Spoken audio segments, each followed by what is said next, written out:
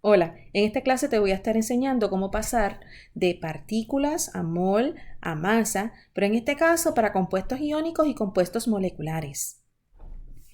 Ya sabemos que en el caso de elementos, la unidad céntrica para estos cálculos es la unidad del mol. Que si hay que hacer un cambio entre mol y número de partículas, en el caso de elementos sería número de átomos, nosotros vamos a estar utilizando el número de Avogadro. Un mol es 6.02 por 10 a la 23. La manera en que se acomoda esto como factor de conversión depende de las unidades que estés cancelando en el problema. Por otro lado, si la relación es entre mol y gramos de sustancia, nuestro factor de conversión viene de la masa molar, que va a estar en unidades de gramos por mol, y cuyo valor vamos a sacar directamente de la tabla periódica. Esa masa molar, la manera en que se acomoda en los cálculos, depende de a dónde van a estar haciendo los cálculos. Esto todo se determina con análisis dimensional. Cuando queremos hacer estos cálculos, pero en vez de hablar de elementos, quisiera hablar de compuestos, el procedimiento es en esencia el mismo. El número de Avogadro es un número grupal que no cambia y la masa molar depende de la masa molar del compuesto. Aún así, tengo que hacer dos aclaraciones. Cuando se trata de compuesto, ¿a qué nos referimos por número de partículas? Y luego, cuando se trata de compuestos, ¿cómo calculo la masa molar de un compuesto? Empezando con ¿a qué me refiero con número de partículas? Partículas es la palabra genérica para qué es lo que yo estoy contando con la unidad grupal de mol. Partículas, cuando es elemento, era átomos, pero cuando es compuesto, puedo hablar de dos cosas.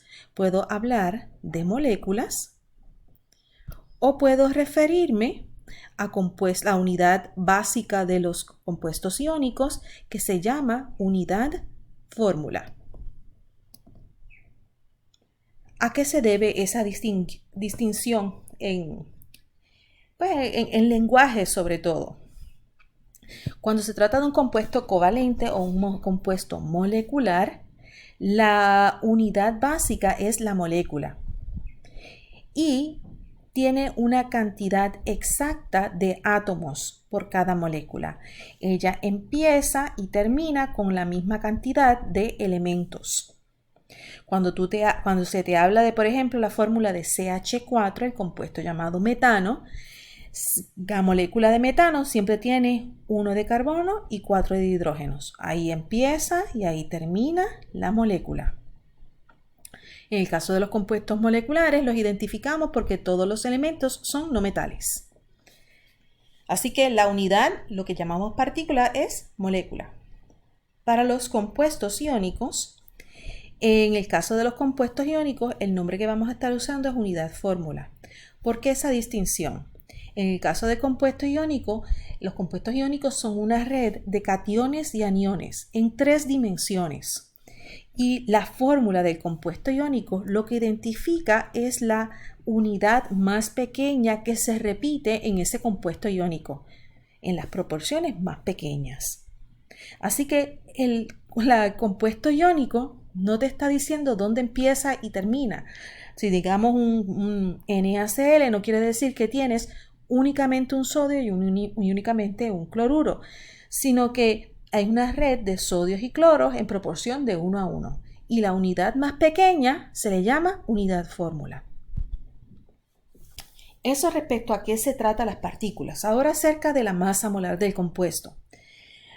Para sacar la masa molar del compuesto, vas a hacer una suma algebraica de las masas de todos los elementos en una fórmula.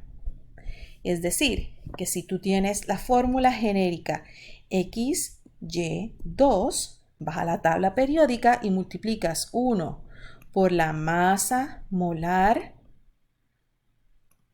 de X más 2 por la masa molar de Y. En el caso de que tengas paréntesis, como por ejemplo X, Y, Z2 y aquí afuera un 3. La manera entonces que se contabiliza es una vez la masa molar de X más este 3 multiplica los suscritos que están adentro. 3 veces la masa molar de Y más 6 veces la masa molar de Z. Esa masa molar la vamos a estar utilizando para los cambios de unidades de gramos a mol. Recuerda, en un problema donde te hable la palabra gramos, automáticamente busca la masa molar porque vas a necesitar los cálculos. Vamos a hacer el primer ejemplo. Calcula la masa molar de este compuesto que está aquí, oxalato de aluminio. Bien, vas a ir y vas a buscar en la tabla periódica las masas molares de todos los elementos, que aquí te las proveo. Esta masa, la de carbono, esta es la de oxígeno y esta es la de aluminio. Ahora vas a sumarlas todos tomando en consideración los suscritos. Recuerda que sería 2 veces la masa de aluminio y luego 6 veces la masa de carbono y 12 veces la masa de oxígeno. El cálculo sería así. 2 por 26.98 gramos por mol más 6 por 12.01 gramos por mol más 12 por 16 gramos por mol. Y ahí sale el resultado. Para que todos nosotros nos salgan los resultados iguales, vamos a estar utilizando las masas molares hasta 2 lugares decimales en la tabla periódica. Así que vamos a siempre, para estar todos trabajando igual, utilizar hasta 2 lugares decimales. Próximo problema. Calcula la masa en gramos de 0.294 moles del oxalato de aluminio. El dato inicial es 0.294 moles de este compuesto y lo que te pide son gramos.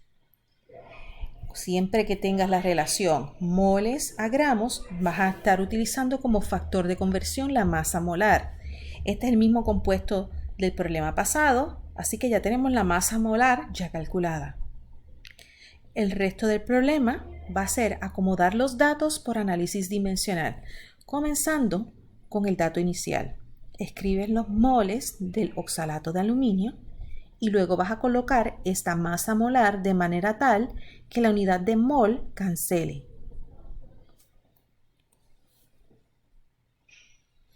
Observa, moles y moles cancelan. Desde acá, moles. Y otro recordatorio, al lado de la palabra mol, lo que vamos a estar colocando es un 1, ¿ok? Para que no me intercambien esa fracción. Haces el cálculo en la calculadora y sale 93.5 gramos de oxalato de aluminio. El problema empieza con 3 cifras significativas y termina con 3 cifras significativas. Para el próximo ejemplo, calcula la cantidad de unidades fórmulas de oxalato de aluminio en una muestra que contenga 32.6 gramos del compuesto. Así que el dato inicial, gramos del oxalato de aluminio, y me pide cantidad de unidades fórmula. Recuerda que la cantidad de unidades fórmula, esto es la cantidad individual. Estas son las partículas. Y que de gramo a partículas no había un paso directo. ¿Cuál es el mapa? ¿Cuál es el trabajo que tenemos que hacer? Vamos entonces a pasar de gramos del compuesto a moles del compuesto. La unidad mol siempre es la unidad céntrica. Y de gramos a mol, nuestro factor de conversión va a ser la masa molar. Finalmente, de moles vamos a pasar a la unidad fórmula, que es esa parte de partículas que se aplica a compuestos iónicos. Ese es el lenguaje, unidad fórmula. Y para este paso, de moles a cantidad de partículas, utilizamos como factor de conversión el número de Avogadro. Y el problema se coloca así. Empezamos con el dato inicial. Aquí está la masa molar y se acomoda de manera tal que gramos con gramos cancele. Queda la unidad de mol y ahora se coloca el número de Avogadro. Un mol del oxalato de aluminio por cada 6.02 por 10 a la 23 unidades de fórmula del oxalato de aluminio. Entra a la calculadora 32.6 multiplicado por 6.02 por 10 a la 23 dividido entre 318.02. El resultado va a estar en tres cifras significativas y da a 6.17 por 10 a la 22 unidades fórmulas de oxalato de aluminio.